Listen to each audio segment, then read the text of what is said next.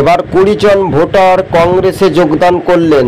এই মুহূর্তে সবচাইতে বড় খবর দর্শক বন্ধু থেকে জানিয়ে রাখি, উত্তর পূর্বাঞ্চলের এবার কিন্তু বিরোধী বনাম শাসক দল শক্তি প্রয়োগ করলেও বিরোধীদের দাপট কিন্তু স্পষ্ট হচ্ছে। কেননা বিজেপি ক্ষমতায় রয়েছে ত্রিপুরায় এবং ত্রিপুরা আসামে কিন্তু বিরোধী রাজনৈতিক দলগুলো ক্রমশ শক্তি বৃদ্ধি।